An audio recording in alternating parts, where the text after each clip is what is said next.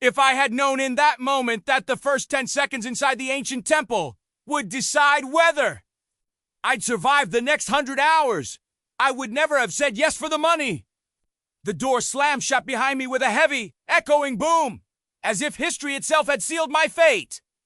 The darkness thickened instantly, so dense it felt like I could touch it if I reached out. Somewhere beneath the high stone dome, water dripped steadily. Cold air carried the smell of dust, moss, and something far older and deeply unsettling. As though this temple had witnessed far more deaths than I could ever imagine. The rules were simple and ruthless. I had to spend a full 100 hours inside the ancient temple, without taking a single step outside, at no phone, no contact with the outside world. Hidden cameras were embedded in the walls to make sure there was no cheating. If I stepped out even a moment early, I'd get nothing. But if I survived the full 100 hours, the reward was $100,000. An amount that could change my life forever. I kept repeating that to myself, while my heart pounded violently, and my eyes slowly adjusted to the darkness around me. The temple was a labyrinth.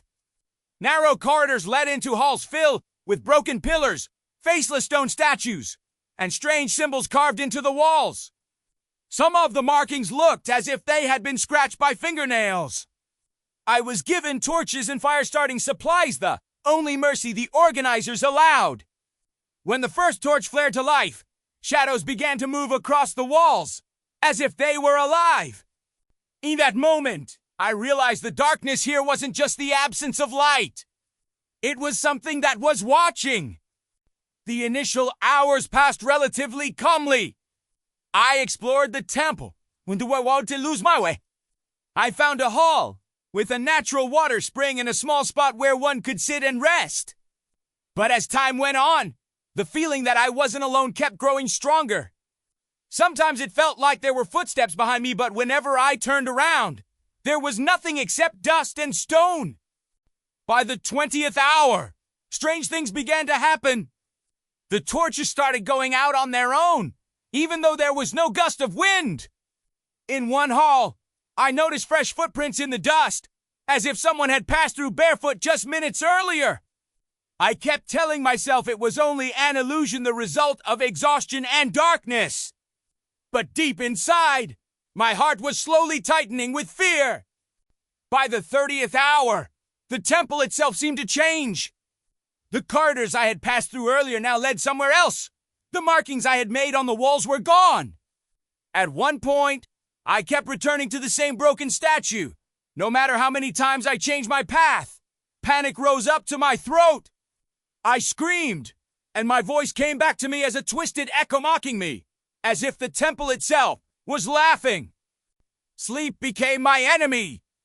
Every time I drifted off, the same dream returned. The temple was alive, the walls were breathing, and a whisper from the depths was calling my name. I would wake up drenched in sweat, with the feeling that someone was standing right beside me.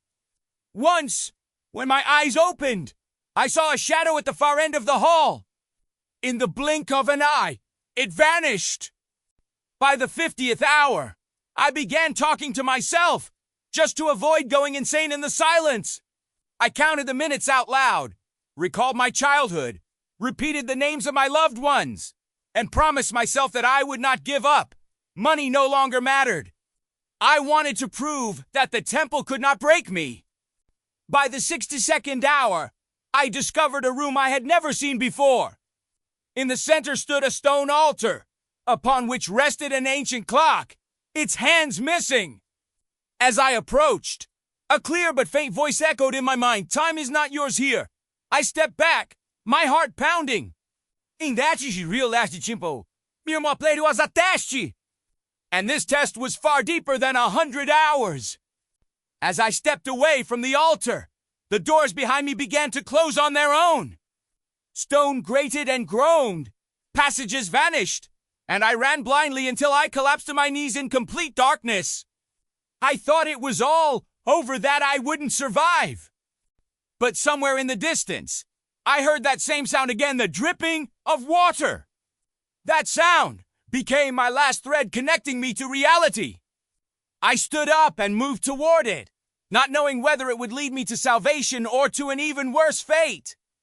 I did not yet know that the true trials would begin after the 17th hour, and that the temple was going to offer me a choice one on which not only the reward would depend, but also what kind of person I would leave this place as, if I managed to leave at all. The 17th hour arrived with a silence so deep that it felt like a whistle was ringing in my ears. I could no longer gauge time by physical sensations. I only counted in my mind and estimated through my body's exhaustion. Every step felt heavy, my legs trembled, and my thoughts began to scatter. The temple had sensed my weakness and was now openly toying with me. I found myself in the hall, with the stone altar again, even though I was certain I had come far beyond it. Now, the stone clock emitted a dim, sickly light. For the first time, the voice echoed not just in my mind, but all around me. The voice was deep, calm, and terrifyingly confident. It said that the temple does not test the body, it tests choice. That many have come here for wealth, but very few have left as themselves. I was presented with a bargain. The temple could shorten my time. If I were to leave behind something important here, a memory, an emotion, a part of myself, the remaining hours would pass without fear or pain. I stood there, knowing this was no illusion. Some ancient power, present for centuries, was watching me from beyond the stone. I refused. Not immediately, but eventually. Because I realized that if I left without a part of myself, the money would be hollow. The moment I made that choice, the lights went out and the walls began to shake. The temple seemed enraged. The corridors started to shift. The floor slid beneath my feet, and I fell several times, my palms scraping against the stone and getting cut.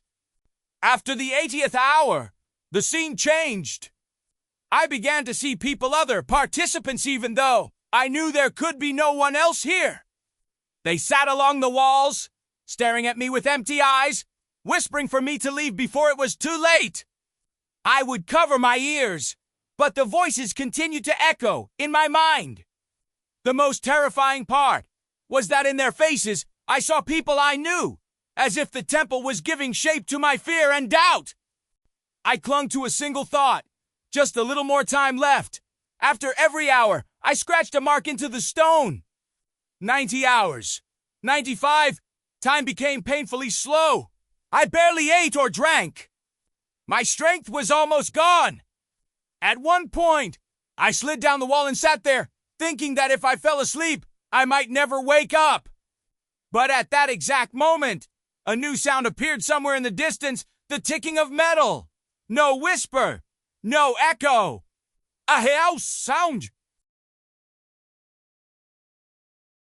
It was a timer, very faint yet completely real.